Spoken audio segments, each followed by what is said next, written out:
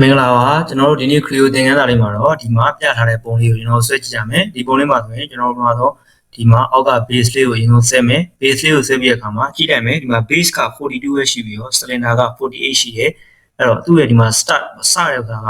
ဒီကနေစသလိုပဲဒီကနေရှေ့ကိုထွက်လာတာဖြစ်တယ်အဲ့တော့ပြီးရင်မှဒီ plane ကိုကျွန်တော်ဆက်မယ်ပြီးရင်အပေါ်ကဒီဒူလေးကိုတင်မှာပေါ့နော်ဒီဒူလေးတင်မယ်အဲ့ဒူလေးတင်တဲ့အခါမှာဒီလိုဖြစ်နေမယ်အဲ့ဒါပြီးရင်မှကျွန်တော်ဒီကနေအပေါက်ဖောက်ချလိုက်မယ်ပြီးရင်ဒီမှာ hole လေးဖောက်မယ်ပြီးရင်ဒီမှာ rid လေးရှိမယ်ဒီမှာလည်း rid လေးရှိမယ်ဒီမှာ round လေးရှိမယ်အဲ့ဒါလေးကျွန်တော်လုပ်မယ်နော်အဲ့တော့ကျွန်တော်ဒါလေးကိုဆက်ကြည့်အောင်ပထမဆုံးကျွန်တော်တို့ top plane ကိုယူလိုက်မယ်နော် top plane မှာပေါ့ rectangle ပေါ့ rectangle အဲ့မှာကျွန်တော်တို့ဘာလုပ်လိုက်မလဲဆိုတော့ symmetric လုပ်လိုက်မယ်ဒါရယ်ပြီးရင်ဒါရယ် rectangle လုပ်လိုက်ပြီပြီးရင်ဒါ120ရှိမယ်ပြီးရင်ဒါက42ရှိမယ် okay လိုက်မယ်ပြီးရင် h2 တင်မယ်ပြီးရင်ဒါကိုတန်းထားမယ် okay လိုက်မယ်ပြီးတဲ့အခါမှာဆိုရင်ကျွန်တော်တို့ဒီမှာ cylinder ဆွဲတာကိုဒီမှာ plane တစ်ခုလုပ်ပြီးတော့ sit အကွာ distance ထားပြီးတော့အဲ့ plane မှာဆွဲလို့ရတယ်သို့မဟုတ်ဒီမှာပဲထားပြီးတော့ဒီငကိုရှိတဲ့ဒီ plane မှာပဲထားပြီးတော့เนาะနောက်ကိုဘယ်လောက်ရှေ့ကိုဘယ်လောက်ဆိုလို့ဆွဲလို့ရတယ်ဒါပေမဲ့ကျွန်တော်ဘယ်လိုလုပ်ရမလဲဆိုတော့ဒီကနေဆွဲလိုက်မယ်နောက်ကနေဆွဲလိုက်မယ်အဲ့လိုမျိုးဖြစ်နေတယ်ရတယ်ဘာမှမပြောကျွန်တော်ဒီကိုသွားလိုက်မယ်အဲ့မှာဒီလိုလေးပြနေရှိမယ်ဒါလေးပြနေအဲ့တော့ကျွန်တော်ကအောက်ကိုမြင်နော် bottom လုပ်လိုက်မယ်နော်ရပြီ okay လိုက်ပြီးရင်ကျွန်တော်ဘာလုပ်ရမလဲဆိုတော့ cylinder ပေါ့နော် cylinder ကကျွန်တော်တို့အပြင်က cylinder က70ရှိမယ်ဒီမှာဒီ distance ရှိတယ်ဒီ distance ကကျွန်တော်တို့105ဖြစ်မယ်နော်70 okay လိုက်မယ် h2 မယ်ဒီမှာဒီဘက်ကိုလဲမယ်အဲ့ဒါကိုကျွန်တော်ဘယ်လောက်ရှိမလဲ48ရှိမယ်48 okay လိုက်မယ်ပြီးရမှာကျွန်တော်ဘာလုပ်မလဲဆိုတော့ဒီ plane မှာဆွဲမယ်ဘာလုပ်မလဲဆိုတော့ rectangle တစ်ခုဆွဲလိုက်မယ် rectangle အမှာက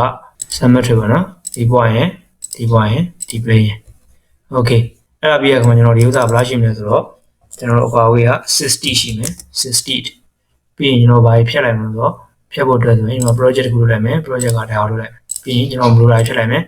time မလို့နော်အဲ့ဒါကို okay လိုက်မယ်ပြီးရင် h2 မယ် h2 ကိုကျွန်တော်ဘယ်လိုသွားမလဲဆိုတော့နောက်ကိုသွားမယ်နော်နောက်ကဒီ plane ကနေနောက်ကိုသွားမယ်အဲ့ဒါကို6ရှိမယ်အကွာဝေးက10ရဲ့ thickness က okay လိုက်မယ်အဲ့ဒါဒီမှာဒါလေးထွက်သွားပြီဒီပေါ်ကဟာလေးဆွဲမယ် okay မယ်အဲ့ဒါဆွဲမယ်ဆိုရင်ကျွန်တော်ဒီအလေက center line တိကိုလိုအဲ့တော့ကျွန်တော်ဘာလုပ်ရမလဲဆိုတော့ A လေးပေါ်လိုက်မယ် A လေးပေါ်ပြီးကျွန်တော်ဆွဲလိုက်မယ်ဒီကနေစဆွဲမယ်နော်ဆွဲလိုက်မယ်ပြီးရင်ဆိုတော့ circuit ကိုဆွဲလိုက်မယ်ဒီအလေကနေဆွဲလိုက်မယ်ပြီးရင်မလိုတာဖြတ်လိုက်မယ်မလိုတာကကျွန်တော်ဒီ white မလိုဘူးဖြတ်လိုက်ပြီးတော့ဒီဥစ္စာကကျွန်တော်တို့ဘယ်လောက်ရှိမလဲ42ရှိမယ်ဟုတ်နော်ပြီးတော့ diameter ဒီ radius ကိုပြီးလို့ရတယ်ကျွန်တော်ဒီကွာကိုပြီးလိုက်မယ်အဲ့ဒါကကျွန်တော်28ရှိမယ်20လိုက်မယ်ပြီးရင်ဒီကနေပြီးတော့ဒီကကျွန်တော်6ရှိမယ်နော်အဲ့ဒါရင်ဖြည့်ဆုံးသွားပြီ okay လိုက်မယ်ကျွန်တော် thickness ယူလိုက်မယ်အဲ့ဒါကို review မှာတော့ symmetric ယူလိုက်မယ် symmetric ကိုကျွန်တော်ဘယ်လောက်ကွာကိုကျွန်တော်အပေါ်မှာကြည့်လိုက်မယ်32ဆိုတော့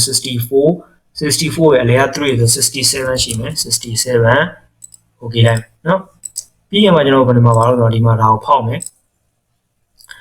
ဖောက်တဲ့အခါမှာဆိုရင်ဆိုတော့ reference တေချာမသိဘူးဆိုရင်ကျွန်တော်ဒါကိုပေးလိုက်မယ်ရပြီနော် A လေးဖြောက်လိုက်မယ် plane ဖြောက်လိုက်မယ်ဒီမှာအဲ့ဒါကဘယ်လောက်ရှိမလဲဆိုတော့12ရှိမယ်နော်12အဲ့ဒါကိုကျွန်တော် h2 မယ် h2 မှာကျွန်တော်ဟိုဘက်ကိုသွားမယ်အဲ့ remove ဖြစ်သွားပြီ remove ကိုမှကျွန်တော်ဆို through all လိုက်မယ်နော် through all okay လိုက်ပြီနော်အဲ့ပြီးရခါမှာကျွန်တော်ဘာလာမလဲဆိုတော့ဒီဟာလာမှာပေါ့ဒီဟာလာမယ်ဒါကြီးကိုဖောက်မယ်အဲ့ဒါကိုကျွန်တော် reference ပေးလိုက်မယ် reference နဲ့ကျွန်တော်တကူပေးလိုက်မှဆိုရင်အလဲ center ပေါ်လာပြီဆိုမှဒီမှာအဲ့ဒါကို60ပေါ့နော် okay ဒီမှာ h2 ပေါ့နော် h2 ဒါပေးမယ်ကျွန်တော်ဟိုဘက်ကိုသွားမယ်ဖောက်တာမှာကျွန်တော် through all ပေါ့နော် through all လိုက်မယ် okay လိုက်မယ်ပြီးတဲ့အခါမှာကျွန်တော်ဒီမှာဒီကနေဖြစ်မယ်အဲ့ဒါကိုလည်းကျွန်တော်ဘာလုပ်ရမလဲ rectangle ပေါ့နော် rectangle လိုက်မယ်rectangle ဒီဖြစ်မယ်နော် ဖြစ်မယ်အဲ့ဒါမှကျွန်တော်ဒါ symmetric ကိုတည်ကြအောင်လို့ symmetric ပြင်ရင်ဒီ point ရင်ဒါရင် symmetric ပြကြဆိုမလို့တော့ဘူး undo ပြီးရင်ဒီမှာဒါကိုကျွန်တော်ဘယ်လောက်ရှိမလဲဆိုတော့3ရှိမယ်3ပြီးရင်ဒါကိုကျွန်တော် okay လိုက်မယ်ပြီးရင်ဒါကိုကျွန်တော် h2 မယ် h2 ဟိုဘက်ကိုသွားမယ် remove မတည်ရလုံးမယ်ပြီးရင်ကျွန်တော်ဘာလို့လဲ through all လိုက်မယ်နော်အကုန်လုံးဖြစ်မယ် okay လိုက်ပြီ read လုပ်ဖို့ကြံမယ် read လုပ်ရင်ကျွန်တော် plane ပေါ်လိုက်မယ် plane ဒီ plane မှာ okay လိုက်မယ် okay ပြီးတော့ဒီမှာကျွန်တော်တို့ဒီရှိမယ်ပြီးရင်ကျွန်တော် okay မယ်ပြီးရင်ကျွန်တော်ဒီမှာ profile rate ကြည့်မယ်နော်ကြာပြီနော် profile rate ကိုတစ်ခါကျရင်ဒီညဒီအပြင်ရောက်နေမရဖြစ်တယ်လေအတွင်းကိုထည့်ပြရမယ်နော်အတွင်းကိုထည့်ပြမယ် thickness ကကျွန်တော်ဘယ်လောက်ရှိမလဲ thickness ဒီမှာ6လို့ကျွန်တော်ရမယ်နော်6လို့ရမယ် okay လိုက်မယ်ပြီးရင်ဒီကိုလာမယ်ဒီမှာလည်းလိုပဲ profile rate လုပ်မယ်ဒီမှာ sketch လုပ်လိုက်မယ်အဲ့မှာလာရမှာနော်ဒီရစွန်းရင်ဒီစွန်းနေကျွန်တော်ဒီလိုလေးဖြည့်မယ်အဲ့ဒါကိုကျွန်တော် dimension ပေးမယ်ဒီမှာဒီကနေပြီးတော့ဒီကကျွန်တော်ဘယ်လောက်ရှိမလဲ20ရှိမယ်20လိုက်ပြီ okay လိုက်ပြီပြီးရခါမှာကျွန်တော်ဗာပြမလို့ဆိုအဲ့ဒါက profile rate ဖြစ်မယ် profile rate ကျွန်တော်အတွင်းကိုထည့်လိုက်မယ်နော်ဟုတ်ပြီနော်ပြီးရခါကျွန်တော်ဒါကိုစစ်ပေးလိုက်မယ်နော်စစ်ပေးလိုက်အဲ့ profile rate ကကျွန်တော် middle ပြရမယ်နော် middle ပြရမယ်နော်အဲ့ဒါပဲဒါမှ middle ပြရမယ်ရပြီအဲ့တော့ကျွန်တော်ဘာလို့မလို့ဆိုတော့နော်ဒီမှာ hole ကြံမှာပေါ့ hole ပေါ့နော် hole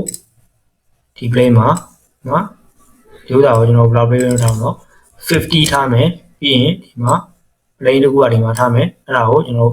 အကွာဝေးက21ဖြစ်မယ်ဟုတ်လား21ဖြစ်မယ်ပြီးရင်ဒီအကွာဝေးတစ်ခုရှိမယ်ဒီမှာဒါလေးကို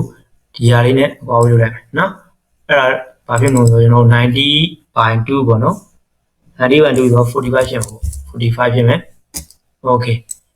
ဒါမှကျွန်တော်အဲ့ဒါကိုဘာထပ်လို့ကျင်လို့သူ့ရဲ့နော် hole ရဲ့ depth ပေါ့နော်အဲ့ဒါကိုကျွန်တော်ဘယ်လောက်လဲဆိုတော့သူတို့ all လိုက်မယ် okay လိုက်မယ်နော်ပြီးတဲ့အခါမှာအဲ့ဒါကိုကျွန်တော်မာယာကူးမယ်မာယာပေါ့နော်အဲ့ဒါကိုမာယာလေးကူးလိုက်မယ်ဒီ plane ကိုမာယာထားလိုက်မယ်အဲ့ဒါဆိုရင်ဒီမှာမာယာဖြစ်လာပြီ okay လိုက်မယ်အဲ့ဒါဒါပြီးသွားရင်နော်ပြီးသွားတဲ့အခါမှာဆိုရင်ကျွန်တော်ဗားလဲကျွန်တော် round နေကြမယ် round ပေါ့နော် round ဒီ plane အဲ့ဒါကိုကျွန်တော်ဘယ်လောက်လဲနော်60ဖြစ်မယ်အဲ့တော့ control နှိပ်ထားမယ်ဒီမှာ new set မလုပ်ဘူးနော် control နှိပ်ထားပြီးတော့ control ရလာပြီးရကမှာ new set ဆိုတဲ့အခါကျမှကျွန်တော်ဒါလေးကိုထိလိုက်မယ် touch လုပ်လိုက်မယ်ပြီးရင် right click လိုက်မယ်အဲ့ဒါဆိုရင်၄ခုလုံးပေါ်လာပြီနော်ဒီမှာ၄ခုလုံးပေါ်လာတယ် right click လိုက်မယ်ပြီးရင် left click လိုက်မယ်ဒါရပါပြီအဲ့ဒါကိုကျွန်တော်ဘယ်လိုပြင်မလို့စစ်လို့ပေးထားရဲကျွန်တော်တို့စစ်လိုက်မယ်နော် sit okay ဒါဆိုရင်ကျွန်တော်တို့ဒီဥစ္စာလေးကိုရသွားပြီနော်ဒီဥစ္စာရသွားတာကကျွန်တော်ဒါလေးကို view လေးအနေနဲ့တခုထည့်ခြင်းပါနော်တခုပေါ့ဒီကောင်ကိုကျွန်တော်တခုထည့်ခြင်းမယ်အဲ့ဒါဆိုရင်ပိတ်ုံမှာကျွန်တော်ဘာလုပ်မလဲဆိုတော့ metallic ပိတ် metallic ပုံစံကျွန်တော်လုပ်ကြည့်မယ်အပြာလေးပေါ့နော်အဲ့ဒါအောင်မှာအဲ့အရာကိုကျွန်တော်မကြိုက်ဘူးနည်းနည်းထပ်ပြင်မယ်ဆိုတော့ကျွန်တော်ဒီအောင်ထားလိုက်မယ် okay လိုက်မယ်နော် okay လိုက်မယ်ပြီးရင်ထပ်ပြီးတော့ appearance အနေနဲ့ဒီဟာလေးကိုပေးလိုက်မယ်အဲ့လိုလေးပေးပြီးကျွန်တော်ဗာလုပ်မလို့ဆိုတော့ surface တွေယူလိုက်မယ် surface ဒီ surface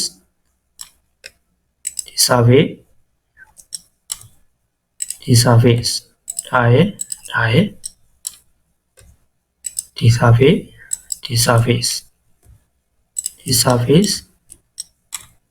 ဒီ surface အဲ့ဒါယူလိုက်မယ်အဲ့ဒါကိုဒီမှာ okay လိုက်မယ်နော်အဲ့ဒါဆိုရင်ကျွန်တော်ဒါကို save လိုက်မယ်ဒါဆိုပြီးသွားရင်နော် exercise file စီးလိုက်ဟုတ်ပြီအဲ့ exercise file ကိုရ save ပြီးဆိုမှကျွန်တော်ဗာပြမလဲဆိုတော့ဒီမှာပြည့်လုံးလာပြီဆိုတော့ဒါလေးကိုကျွန်တော်တို့နော် drawing လေးမှာပေါ်ကြည့်မယ် drawing မှာ exercise file ပဲပေါ့ exercise file နော် okay ဒီမှာအဲ့ဒါကိုကျွန်တော်တို့ဒီမှာဒါကို A3 လို့ပေးမယ် landscape မယ် empty နဲ့ပဲထားမယ် okay လိုက်မယ်နော်အဲ့မှာ general view အဲ့ဒါကို do not prompt လုပ်လိုက်မယ် okay လိုက်မယ်ကျွန်တော်ဒီမှာ click ချလိုက်မယ်နော်ဒီမှာကျွန်တော်ကြည့်လိုက်မယ်ဒီကောင်ကို front နော် front plane နဲ့ပြန်မယ်ဟုတ်ပြီ front plane နဲ့လောက်ရတဲ့အခါမှာကျွန်တော်ကြီးနေရနော်အဲ့တော့ scale ကိုကျွန်တော်တို့ 0.5 ထားကြည့်မယ် 0.5 နော်ထားကြည့်ရပါနော်အဲ့ဒါဆိုကျွန်တော်တေးသွားပြန်တယ်အဲ့တော့ 0.8 လောက်ထားကြည့်မယ်နော် 0.8 လောက်ထားကြည့်မယ် okay ဒီမှာ view display ကိုလည်းကျွန်တော် hidden နဲ့ထားမယ် none နဲ့ထားမယ်နော်h တွေကိုကျွန်တော် high လောက်ထားလိုက်မယ် apply လိုက်မယ် okay လိုက်မယ် okay အဲ့ဒါဆိုရင်ကျွန်တော်ဒီမှာအောက်မှာထားလိုက်မယ်ပြီးရင်တော့ကျွန်တော်ဒါကို projection view ထုတ်လိုက်မယ်အဲ့ projection view ထုတ်တော့ကမှာ top view ဖြစ်သွားမယ်နော်ဒီကောင် projection view ထပ်ထုံးမယ်အဲ့ဒါကကျွန်တော်ဒီမှာကြည့်လိုက်မယ် right view ဖြစ်မယ်နော် ရပြီကျွန်တော်ဒီ view တွေကိုကျွန်တော်ယူမယ်ပေါ့နော်အဲ့ဒါကိုဆိုတော့ဒီဥစ္စာကို view display ကို none နဲ့ပုံနဲ့ကျွန်တော်နော် default နဲ့လုပ်ကြည့်လိုက်မယ် apply ကြည့်လိုက်မယ်အဲ့ဒါဆိုရင်ဒီပုံစံလေးဖြစ်သွားပြီဒီပုံစံလိုချင်တယ်ဆိုတော့ကျွန်တော် edit ထားလိုက်မယ်နော်ဒါကိုလိုချင်တဲ့ပုံစံကိုပြောင်းယူမယ်နော်ဒီမှာ annotate ပါနော် annotate မှာ show model annotation အဲ့လိုဖို့အတွက်ကျွန်တော်ဘယ်တော့ data တွေရင်ပေါ်လိုက်မယ် data ပေါ်မယ်ဒါအောင်နှိပ်လိုက်မယ်အဲ့မှာလိုပေါ်နေပြီအဲ့မှာကျွန်တော်မလိုချင်တာတွေရှိနေမယ်အဲ့မလိုချင်တာတွေကိုနှိပ်ပြလိုက်ဒါတွေကိုကျွန်တော်မလိုချင်ဘူးနော်မလိုချင်တဲ့ဟာတွေဖယ်ထုတ်လိုက်ဒါမလိုချင်ဘူးပြီးရင်တော့ဒါကြီးရှိတယ်အဲ့မလိုချင်ဘူးဒါပြီး channel တွေကျွန်တော်သုံးမယ်ပေါ့ apply လိုက်မယ်နော်ပြီးရင်မှာ dimension ကိုသွားမယ် dimension မှာဆိုရင်ဒါရဲ့အကုန်ယူမယ်ပေါ့ယူမယ်ဆိုကျွန်တော် apply လိုက်မယ်နော် okay ပေါ့အဲ့မှာကျွန်တော်ဘာလုပ်မလို့ဆိုဒီမှာ dimension ကိုယူလိုက်မယ် dimension all select လိုက်အဲ့ဒါဆို dimension နဲ့အကုန်ယူသွားလိုက်မယ်ဒီမှာ format မှာကျွန်တော်ထားရတဲ့တခုကိုထားလိုက်မယ် font အဲ့လိုပုံစံကျွန်တော်တခုထားလိုက်မယ် fail ပေါ့နော်အဲ့လိုထားလိုက်မယ်အဲ့လိုထားလိုက်ပြီးတော့ကျွန်တော်ဘာလုပ်မလဲ right click ပေါ့နော် clean dimension ဒီမှာကျွန်တော်ဒါကို 4 လောက်ထားလိုက်မယ်နော်ဒီမှာ create snap line ကို tick ပေးမယ် apply လိုက်မယ် close လိုက်မယ်နော်အဲ့ဒါဆိုရင်လိုဖြစ်သွားပြီအဲ့ဒါကိုကျွန်တော်ဘာတွေကိုဘယ်လိုချိန်နိုင်လို့ဒီမှာ60လို့ပါလို့ဒီမှာထားခြင်းအဲ့ဒါဆိုရင်ဒီမှာနှိပ်လိုက်မယ်ဒီမှာဒီဘက်ကိုသွားလိုက်မယ်နော်ဒီကိုသွားလိုက်မယ်90အဲ့ဘက်သွားမယ်ဒီကိုနှိပ်လိုက်မယ်ဒီကိုရောက်သွားရင်နော်ဟုတ်ပြီ105ကိုလည်းကျွန်တော်ဒီဘက်မှာထားမယ်ဒီမှာထားခြင်းတယ်နော်အဲ့မှာကျွန်တော်ဒီမှာရှိရဆိုတည်တောင်းလို့နော်ဒီမှာထားလိုက်မယ်โอเคဒီမှာ10အဲ့10ကိုလည်းကျွန်တော်ဒီမှာထားမယ်10ကိုလည်းဒီမှာထားမယ်ရပြီ10ရဒီမှာထားမယ်ဒီမှာ snap line မှာ annotation ကိုကျွန်တော်ယူလိုက်မယ် annotation ဆိုရင်အကုန်လုံးကိုယူလို့ရတယ် annotation ဆိုတာကိုလည်းကျွန်တော်ယူလို့ရတယ် dimension နဲ့နေလို့ရတယ်နော် annotation ထားလိုက်မယ် default ထားလိုက်ဒီ 42 ကိုကျွန်တော်တို့ဒါကိုအပေါ်ကိုတင်လိုက်မယ်ဒါကဒီမှာထားလိုက်မယ်နော်ကိုရီးယားမှာထားလိုက်မယ်အဲ့မှာဒီမှာတာကြီးကတ်နေရဆိုရင်ဆိုတော့4ယောက်မှာ log view ကိုဖွင့်ထားပြီးတော့ဒီမှာ log view ကိုဖွင့်ထားပြီးတော့ဒီမှာနှိပ်ရုံရောက်ဆိုကျွန်တော် channel ကိုပြန်သွားလိုက်မယ်သွားပြီးတော့ဒါကိုအောက်ကိုချမယ်ဒါအောက်နဲ့ချပြီးတော့ဒါကိုအပေါ်နဲ့တင်လိုက်မယ်နော်ပြီးရင်ကျွန်တော် annotation ပြန်သွားလိုက်မယ် annotation နော်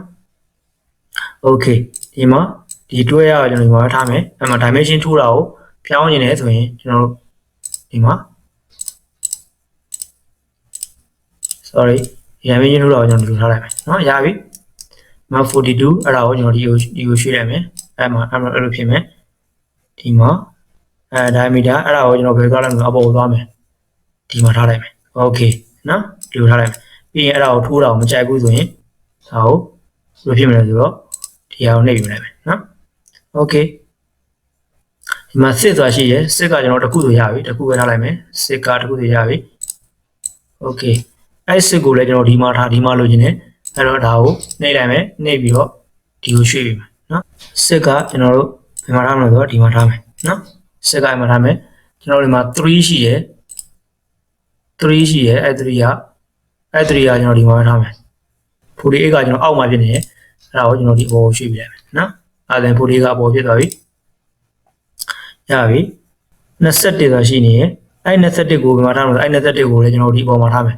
အဲ့21ကိုဆိုတော့ကျွန်တော်ရွှေ့မယ်ဒီကိုရွှေ့လိုက်မယ်21ဒီမှာ21ဖြစ်သွားပြီနော်21အဲ့21ကိုကျွန်တော်ဘာလုပ်မလဲဆိုတော့လိုလေးရွှေ့လိုက်မယ်နော်21ကိုကျွန်တော်ဒီမှာထားလိုက်မယ်21ကိုလိုထားလိုက်မယ်ဒီနားမှာထားလိုက်နော်45လေးမှာဖြစ်သွားရပြီဒီမှာ60အဲ့60ကဘယ်ဟာဖြစ်မလဲဆိုတော့ဒီဟာရဲ့ကွာဖြစ်မှာဖြစ်တယ်အဲ့တော့ 60ကိုကျွန်တော်ဒီကိုရွှေ့လိုက်မယ်ရပြီနော်ရပြီအဲ့ပြီးတော့67လာရှိတယ်အဲ့67ဟာဘယ်ဟာဖြစ်မှာဒီဟာဖြစ်မှာအဲ့တော့ဒီကိုရွှေ့လိုက်မယ်ဒီကိုရွှေ့လိုက်မယ်67ဒီမှာဖြစ်မယ်နော်ရပြီဒီမှာ120ကကျွန်တော်ဒီမှာထားလိုက်မယ်ရပြီ28ကကျွန်တော်ဒီမှာထားလိုက်မယ်42ဒီ48ကိုဒီအောက်မှာလို့ထားလိုက်မယ်